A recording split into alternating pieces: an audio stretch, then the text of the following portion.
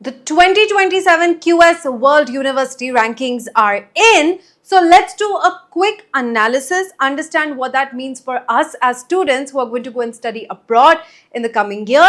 And let's look at the larger picture कि पिछले 10 सालों में QS में जो changes हुए हैं, what does that tell us about education in the world? So let's start with obviously our rank number 1 for the 15th consecutive year now is MIT. अब QS जिस तरीके से यूनिवर्सिटीज को रैंक करता है, काफ़ी स्ट्रिक्ट गाइडलाइंस है उनकी. They focus on a lot of things, जिसमें एक मेजर चीज़ है रिसर्च आउटपुट आप कितना दे रहे हो, फैकल्टी की कितने साइटेशंस हैं, आप कितनी एम्प्लॉयर्स में आपकी कितनी रेपुटेशन है, आप कितने सस्टेनेबल हो, आप कितने क्या level of academic excellence hold करते हो. ये सारी चीज़ें मैं आपको भी बताऊंगी shortly. But MIT has maintained all of this so well for the past 15 years that it is the undisputable number 1 university in the world.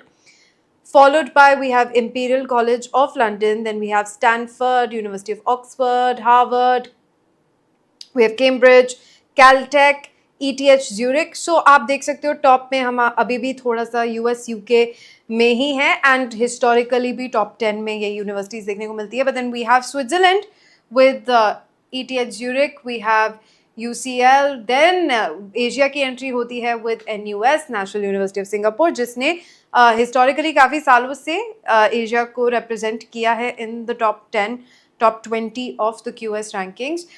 11th में हमारे पास आती है the university of Hong Kong, and ये सोचने वाली बात है कि कितना ज़्यादा मैसिव जंप लिया है इस यूनिवर्सिटी ने, और इस बारे में मैं आपको और बताऊंगी. चलो पहले टॉप 20 देख लेते हैं. Then again we have Singapore की NTU, we have Peking from China, we have Tsinghua again from China, then we have UPenn, Cornell, Yale, we have another university from Hong Kong, Chinese University of Hong Kong, फिर UNSW. ये भी याद रखना because UNSW again has surpassed University of Melbourne, जो Australia की top university होती थी, जो कि थोड़े से अपने डाउनवर्ड ट्रेजेक्टरी पर है. We have John Hopkins, Berkeley, and with that हम लोगों ने टॉप 20 देख लिया है. Now for India, IIT Delhi has seen an increase in its rank. I think it has come to 118 this year, and that is our first university from India in the QS rankings. तो अब थोड़ा सा समझते, क्योंकि ranking देख ली, उससे क्या. So हम लोग जब QS रैंकिंग्स को देखते हैं, tells us about the world in general, क्योंकि टॉप यूनिवर्सिटीज़ का मतलब है टॉप एम्प्लॉयमेंट का मतलब है टॉप डिसीजन मेकिंग, एंड जिसके पास टॉप डिसीजन मेकिंग है, जिसके पास उस तरीके की पावर है in all fields of study, वो एक ग्लोबल लीडर है. इसीलिए यू कैन सी कि US एंड UK की यूनिवर्सिटीज़ जो कंसिस्टेंटली QS की टॉप 10 रैंकिंग्स में रही हैं, दे आर ग्लोबल लीडर्स. उनके डिसीजंस पूरी दुनिया को अफेक्ट करते हैं. But we can also now see sort of a change in that trend. Concentration of elite अभी भी ठीक है, US UK के पास है, पर आप टॉप 20 में अगर देखें, टॉप 10 से नीचे आके टॉप 20 में देखें, तो हमारे पास सिंगापुर, हांगकॉन्ग, चाइना की बहुत रिप्रेजेंटेशन आ गई है. एंड दिस शोज कि कितनी ज़्यादा एलीट और बेहतरीन universities are in our neighbourhood. So we don't have to go as far as USA and UK. हम लोगों को एशिया में भी अच्छी एजुकेशन मिल सकती है. साथ ही साथ जर्मनी को TUM रिप्रेजेंट कर रहा है, एंड स्विट्जरलैंड को ज्यूरिक रिप्रेजेंट कर रहा है हिस्टोरिकली काफ़ी टाइम से. Then we have Asia, again like I said, Asia का status, it has arrived in global elite. तो अब ऐसा नहीं है कि one day we will see कि हमारे एशिया की यूनिवर्सिटीज़ भी वेस्टर्न कंट्रीज़ को मैच कर पाएंगी. We are already there. Asian countries are matching. By we I don't mean India. India को भी काम करना है, कर रहे हैं, कंसिस्टेंटली करेंगे. लेकिन एशिया के रिप्रेजेंटेशन तो अब हो गई है QS वर्ल्ड रैंकिंग्स में.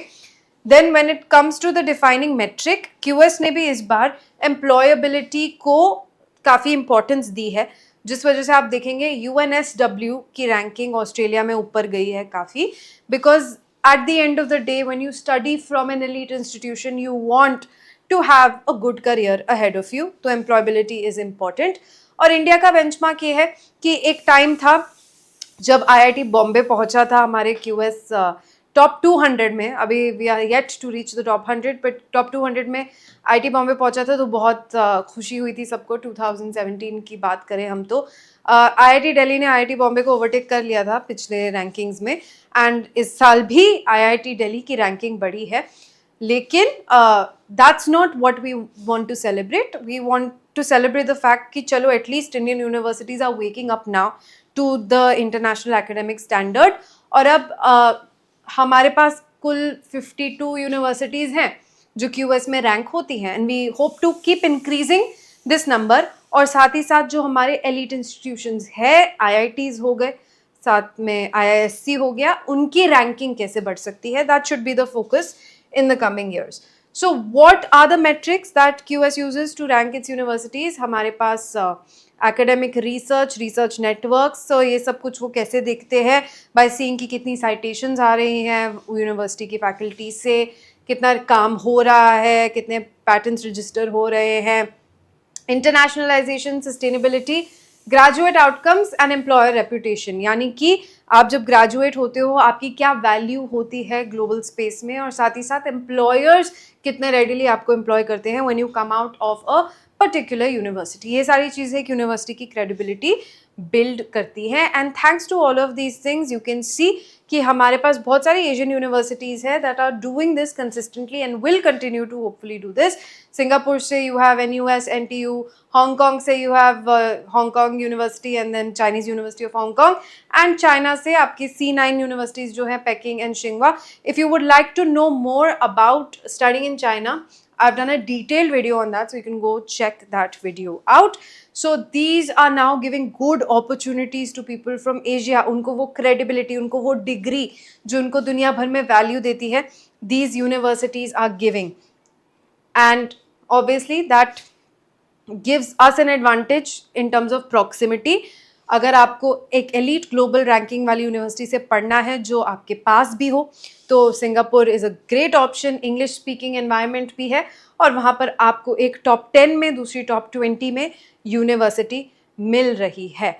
सेकेंडली वी हैव हांगकांग का क्लस्टर, और इसमें एक बहुत नोटिसेबल चीज़ इस साल ये देखने को मिली है कि CUHK has made a jump. It has gone from 32 to 18, which is a massive jump in any rankings. तो ये देखने वाली बात है एक, what have they been doing right to get such a jump and how that can be replicated. Then China ka, obviously the kind of research, the kind of work that we see coming out of China, it is admirable. Say what you want about the government, the kind of innovations coming out of that country is helping the world at large. सब उन technologies का फ़ायदा उठा रहे हैं, and universities play a huge part. Government ने बहुत funding दी है यूनिवर्सिटीज़ को रिसर्च करने के लिए, वो इकोसिस्टम प्रोवाइड किया है जिस वजह से वहाँ पर काम हो रहा है। Peking and Tsinghua universities are a testament to that, and because of the kind of work happening in these universities, you can see these different industries just growing and growing exponentially in China. तो education का एक बहुत direct link होता है एक country के development से. This is a clear example of that. And finally, Australia का जो मैं बोल रही थी एक important cheese to note if you are considering studying in Australia, तो University of Australia, the Melbourne has been on sort of a downward, University of Melbourne has been on a downward journey. तो क्या reasons है उसके थोड़ा आप deep dive करके पता कर सकते हैं, but UNSW has now overtaken Melbourne, and it is also slowly rising because of certain things जैसे strong industry engagement, employability और international collaboration. तो जब you make a decision when it comes to studying in Australia, हम सुनते आ रहे हैं University of Melbourne. UNSW is a university that has not only overtaken Melbourne now, in the future expected to rise in its ranking. तो keep an eye out for that जब आप अपना decision लेंगे कि आपको कहाँ पढ़ना है ऑस्ट्रेलिया में. एंड देन ऑब्वियसली हमें पता है कि जर्मनी की डिग्रीज हम सिर्फ इसलिए नहीं लेते क्योंकि हमें एक ग्लोबल प्रेस्टीज वाली डिग्री चाहिए. जर्मनी की डिग्रीज हमें क्लियर एम्प्लॉयमेंट आउटकम्स देती है. That's what makes them so valuable. Germany में काम है, स्टेम की फील्ड में बहुत नीड है, यूनिवर्सिटीज़ एग्जैक्टली वही पढ़ाती है और डायरेक्ट एम्प्लॉयमेंट दिलाती है.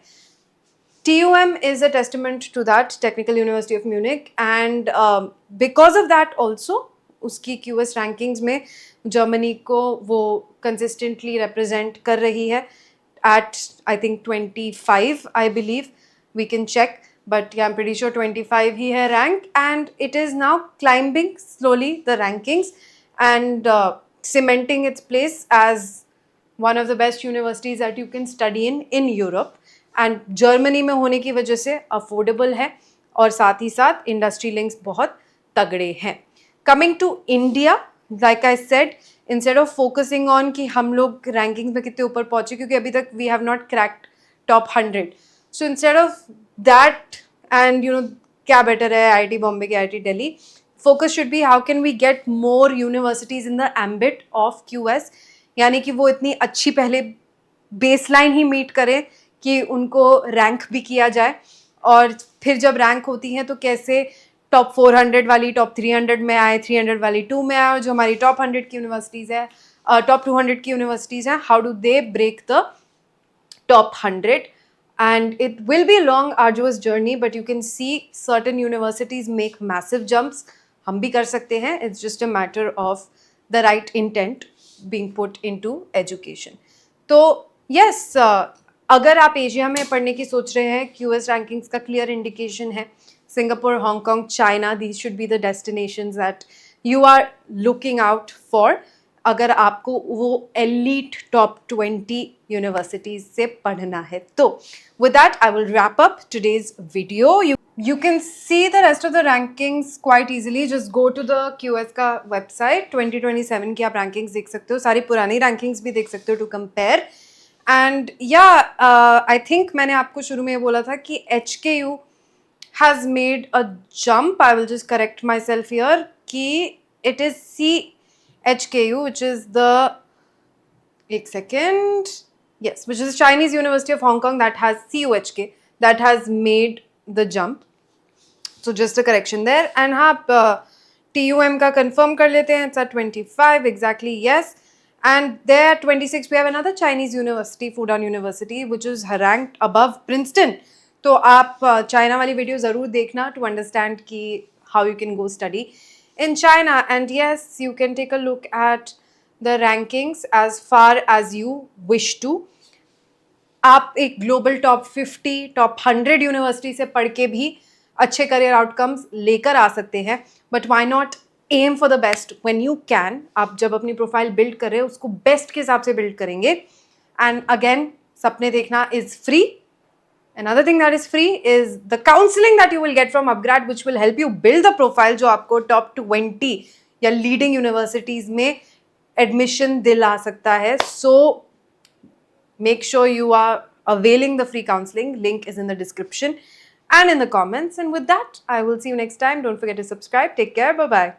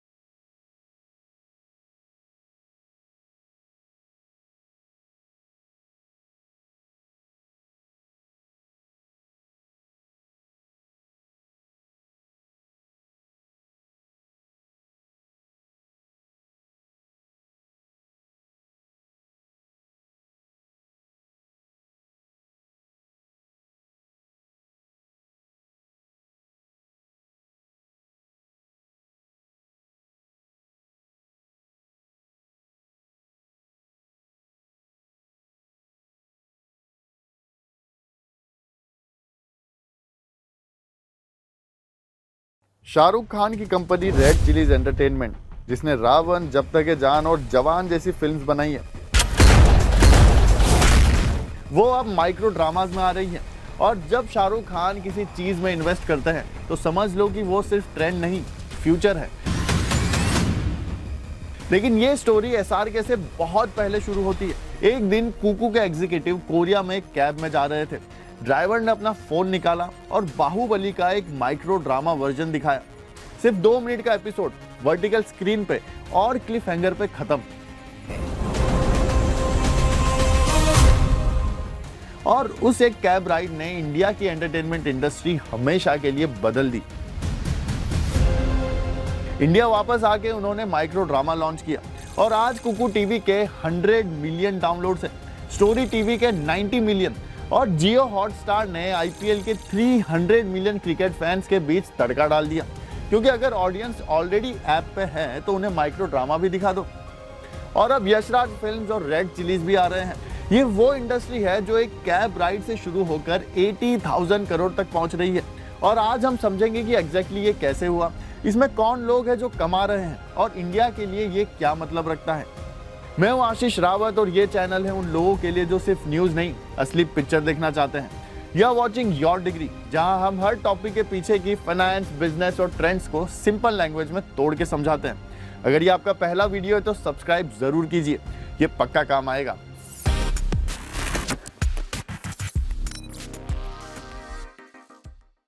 सबसे पहले ये समझते हैं कि माइक्रो ड्रामा एक्चुअली है क्या, क्योंकि बहुत सारे लोग इसे सिर्फ शॉर्ट वीडियो समझते हैं और ये उनकी सबसे बड़ी गलती है। याद करो वो जमाना जब एंटरटेनमेंट का मतलब सिर्फ टीवी हुआ करता था। 9 बजे का शो, पूरा घर एक साथ और रिमोट के लिए हमेशा लड़ाई। तब मोबाइल सिर्फ कॉल्स और मैसेजेस के लिए यूज हुआ करते थे। फिर स्मार्टफोन्स आए, इंटरनेट सस्ता हुआ और अटेंशन स्पैन श्रिंक हो गई। माइक्रो ड्रामा इस श्रिंकिंग अटेंशन स्पैन के लिए एक स्ट्रक्चर्ड सोल्यूशन है। 60 सेकंड से लेके 2 to 3 मिनट्स के वर्टिकल एपिसोड्स जो स्मार्टफोन स्क्रीन के लिए बनाए गए हैं, जिसमें हर एपिसोड क्लिफ हैंगर पे खत्म होता है।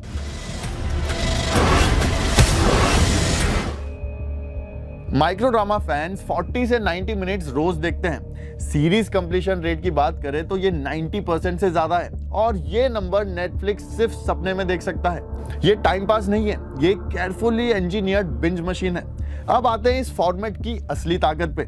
माइक्रो ड्रामा की सक्सेस के पीछे सिर्फ शॉर्ट कंटेंट नहीं, एक बहुत स्मार्ट सिस्टम है। प्लेटफॉर्म्स एआई यूज करते हैं जिसमें हर व्यूअर का वॉच ड्यूरेशन और ड्रॉप ऑफ पॉइंट्स ट्रैक होता है और फिर एग्जैक्टली वो कंटेंट दिखाया जाता है जो उस इंसान को रोकेगा।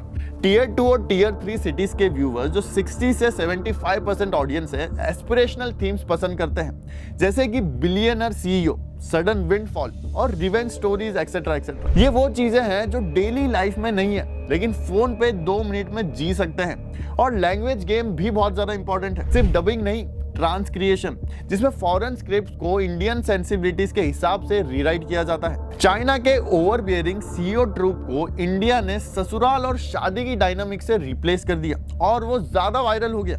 अब समझते हैं कि इस इंडस्ट्री में पैसा आता कहां से है, क्योंकि ये एक जेन्युइनली इंटरेस्टिंग बिजनेस मॉडल है जो इंडिया के लिए स्पेसिफिकली डिजाइन हुआ है। ग्लोबल प्लेटफॉर्म्स पर सीरीज 800 से 1600 चार्ज करते हैं, लेकिन इंडिया में ये मॉडल फेल हुआ क्योंकि इंडियन एवरेज रेवेन्यू पर यूजर बहुत कम है। नेटफ्लिक्स ने इंडिया में सब्सक्रिप्शन 60% काटा, फिर भी स्ट्रगल कर रहा है। इसीलिए इंडिया में जो मॉडल जीत रहा है वो 100% फ्री है, एड सपोर्टेड है, फ्री रील्स, फ्री ड्रामा और billion of users, multiple ads पर episode and cumulative massive revenue. और जहां थोड़ा प्रीमियम चार्ज होता है वहां यूपीआई ऑटो पे काम करता है। 10 to 20 रुपीज के सैशे पैक्स होते हैं और प्लेटफॉर्म्स कहते हैं कि बिना यूपीआई ऑटो पे के 60% सब्सक्राइबर्स ड्रॉप हो जाते हैं। मतलब इंडिया की पेमेंट इंफ्रास्ट्रक्चर ने एक्चुअली ये पूरी इंडस्ट्री को पॉसिबल बनाया है। अमेरिका में एक कंपनी थी क्विबी। जेफरी कैटसनबर्ग और मैग विटमैन ने 1500 करोड़ से ज्यादा रेज किया क्योंकि उन्हें मोबाइल नेटफ्लिक्स बनाना था और अप्रैल 2020 में लॉन्च करके सिर्फ 6 से 7 महीने में वो कंपनी बंद हो गई। क्यों? क्योंकि उन्होंने 3 फंडामेंटल मिस्टेक्स की। पहली, शॉर्ट कंटेंट पे प्रीमियम सब्सक्रिप्शन चार्जेस लगाए। जबकि लोग एक्सपेक्ट करते हैं कि फोन पे शॉर्ट वीडियोस फ्री या मिनिमल चार्जेस पे हो। दूसरी, हॉलीवुड इकोनॉमिक्स लगाया। रीस विटरस्पून को 6 मिनट के वॉइस ओवर के लिए 50 करोड़ रुपए से ज्यादा दिया। तीसरा, क्लिफ हैंगर मैंडेटरी नहीं थे क्योंकि सब्सक्रिप्शन ऑलरेडी पेड था, तो अर्जेंसी क्रिएट ही नहीं हुई। इंडिया में जो माइक्रो ड्रामा प्लेटफॉर्म जीत रहे हैं वो एग्जैक्टली अपोजिट कर रहे हैं, जैसे कि फ्री या मिनिमल चार्जेस कंटेंट, लीन प्रोडक्शन और हर एपिसोड पे आर्टिफिशियल अर्जेंसी जो आपको अगले एपिसोड अनलॉक करने पे मजबूर करती है। क्विबी की कहानी सिखाती है कि शॉर्ट फॉर्मेट का बिजनेस मॉडल कंटेंट से भी ज्यादा इंपॉर्टेंट होता है। अब आते हैं उस हिस्से पे जो ब्रांड्स के लिए जेन्युइनली एक्साइटिंग है। माइक्रो ड्रामा सिर्फ एंटरटेनमेंट नहीं, एक परफॉर्मिंग मार्केटिंग चैनल बन गया है। हिंदुस्तान यूनिलीवर और आईटीसी ने प्रोडक्ट्स को कैरेक्टर आर्क्स में डायरेक्टली वीव कर दिया है। एको इंश्योरेंस ने माइक्रो ड्रामा इंटीग्रेशन से 40% year on year business growth achieve की, जबकि मीडिया कॉस्ट 82% कम हुई। कोलगेट ने 18% परचेस लिफ्ट देखा, मोटोरोला ने 35% सर्च एक्टिविटी इंक्रीज देखा और अपग्रेड ने कस्टमर एक्विजिशन कॉस्ट 34% कम की। ये नंबर्स इसलिए पॉसिबल है क्योंकि माइक्रो ड्रामा में ऑडियंस इमोशनल इन्वेस्टमेंट होती है, मतलब डिस्ट्रैक्टेड नहीं, इन्वेस्टेड, और उसी स्टेट में प्रोडक्ट प्लेसमेंट नेचुरल लगती है, फोर्स नहीं। Amazon और Flipkart ने फेस्टिव कैंपेन्स में माइक्रो ड्रामा यूज किया। Zupi और Winzo ने खुद माइक्रो ड्रामास प्रोड्यूस करना शुरू कर दिया। तो ये इंडस्ट्री सिर्फ एंटरटेनमेंट नहीं रही, मार्केटिंग का नया फ्यूचर भी बन गई है। माइक्रो ड्रामास की यूनिट इकोनॉमिक्स समझना बहुत जरूरी है क्योंकि ये वो हिस्सा है जो इस इंडस्ट्री को जेन्युइनली रिवॉल्यूशनरी बनाता है। एक पूरी 90 मिनट्स माइक्रो ड्रामा सीरीज बनाने में 10 लाख से 50 लाख लगते हैं। प्रोडक्शन कॉस्ट सिर्फ 8,000 से 9,000 पर मिनट है, जबकि एक ट्रेडिशनल ओटीटी वेब सीरीज 1 से 5 करोड़ पर एपिसोड में बनती है और बॉलीवुड फिल्म 5 से 50 करोड़ में। तो 70 to 90% कॉस्ट रिडक्शन है और एआई के साथ तो और भी ज्यादा डाउन है। Scripting, dialogue, dubbing, post production सब एआई से करो तो एक पूरी सीरीज 10 से 12 लाख में बन जाती है। इस चीप प्रोडक्शन की वजह से मुंबई में अकेले 550 से ज्यादा माइक्रो ड्रामास अभी प्रोडक्शन में हैं और 2025 में 800 ओरिजिनल कंटेंट प्रोड्यूस हुए। ये वो इकोनॉमिक्स है जिसमें फाइनेंशियल रिस्क ऑलमोस्ट जीरो है। अगर एक शो फ्लॉप भी होता है तो 10 लाख गए, लेकिन अगर हिट होता है तो करोड़ों रुपए आएंगे। अब बात करते हैं इंडस्ट्री के रिस्क की, क्योंकि कोई भी इंडस्ट्री गोल्ड रश के बाद कंसोलिडेशन से नहीं बची। अभी 40 to 45 micro dramas apps India में compete कर रहे हैं। कस्टमर एक्विजिशन कॉस्ट बढ़ रही है क्योंकि सब सोशल मीडिया पे पैसा लगा के यूजर्स लाते हैं। पायरेसी मैसिव प्रॉब्लम है। Coin unlock episode screen record होकर टेलीग्राम और व्हाट्सएप पे फ्री में सर्कुलेट हो जाते हैं और रेगुलेटरी स्क्रूटिनी बढ़ रही है। आईटी रूल्स 2021 के अंडर कंटेंट मॉडरेशन मैंडेटरी है और अगर प्लेटफॉर्म्स कंटेंट सॉफन करेंगे तो क्लिफ हैंगर्स खत्म होंगे और ये वही क्लिफ हैंगर्स है जो व्यूअर्स को पे करते रहने पे मजबूर करते हैं। यशराज फिल्म्स और रेड चिलीज के आने से कंसोलिडेशन और तेज होगा। छोटे प्लेटफॉर्म्स एग्जिट कर जाएंगे और सिर्फ 4 से 5 डोमिनेंट प्लेयर्स बचेंगे। चाइना में माइक्रो ड्रामा ने क्या किया, ये समझना इंडिया के एंटरटेनमेंट फ्यूचर के लिए बहुत जरूरी है क्योंकि इंडिया एग्जैक्टली वही पाथ फॉलो कर रहा है, लेकिन फास्टर।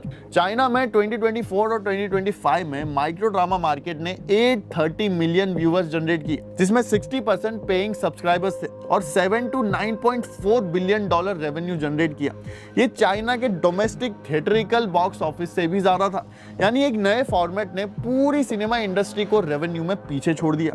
इंडिया में अभी मार्केट 300 मिलियन डॉलर है और 2030 तक 4.5 बिलियन डॉलर प्रोजेक्टेड है 15% ग्रोथ के साथ। और इंडिया का सबसे बड़ा एडवांटेज ये है कि 650 मिलियन स्मार्टफोन यूजर्स है, दुनिया में डेटा सबसे सस्ता है और 600 मिलियन से ज्यादा हिंदी स्पीकर्स है और ये वो कॉम्बिनेशन है जिसको देख के चाइनीज कंपनीज इंडिया में इन्वेस्ट करना चाहती है और जियो, यशराज फिल्म्स और रेड चिलीज इंडिया में रेडी हो रहे हैं। तो मेरा ये सोचना है कि माइक्रो ड्रामा इंडिया में जेन्युइनली ट्रांसफॉर्मेटिव फोर्स है, इसलिए नहीं कि लोग शॉर्टर अटेंशन स्पैन वाले हो गए हैं, बल्कि इसीलिए कि ये फॉर्मेट इंडिया की स्पेसिफिक रियलिटीज के साथ परफेक्टली अलाइन करता है। Cheap data, smartphone penetration, regional languages, UPI payments और टियर 2, टियर 3 सिटीज की एस्पिरेशनल एपेटाइट। लेकिन मेरी कंसर्न ये है कि अभी इंडस्ट्री कंटेंट क्वालिटी पे नहीं, वॉल्यूम पे चल रही है। सीईओ ट्रूप्स और रिवेंज आर्क एक लिमिट तक चलते हैं और ऑडियंस ऑलरेडी फटीग साइंस दिखा रही है। अगर प्लेटफॉर्म स्टोरी में डेप्थ नहीं लाए तो ये एक फैड बन के रह जाएगा। मेरी बोल्ड प्रेडिक्शन ये है कि 2028 तक माइक्रो ड्रामाज इंडिया में 25,000 करोड़ इंडस्ट्री होगी।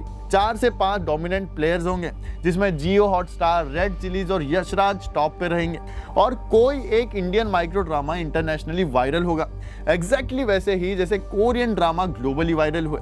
एक लाइन में देखें तो माइक्रो ड्रामा एक कैब राइड में कोरिया से इंडिया आया, एक एग्जीक्यूटिव ने देखा और एक इंडस्ट्री बनी, और अब शाहरुख खान भी आ गए हैं, और जब एसआर के आते हैं तो समझ लो कि फ्यूचर आ गया है। आपके लिए एक क्वेश्चन ये है कि क्या माइक्रो ड्रामा इंडिया में नेक्स्ट बिग एंटरटेनमेंट प्लेटफॉर्म बनेगा, या ये एक बबल है जो कुछ सालों में फट जाएगा? कमेंट्स में जरूर बताइए। सब्सक्राइब टू योर डिग्री, क्योंकि दुनिया को समझना सबसे बड़ा इन्वेस्टमेंट है जो आप कर सकते हैं। मैं हूं आशीष, मिलते हैं अगली केस स्टडी में एक और इंपॉर्टेंट टॉपिक के साथ। जय हिंद।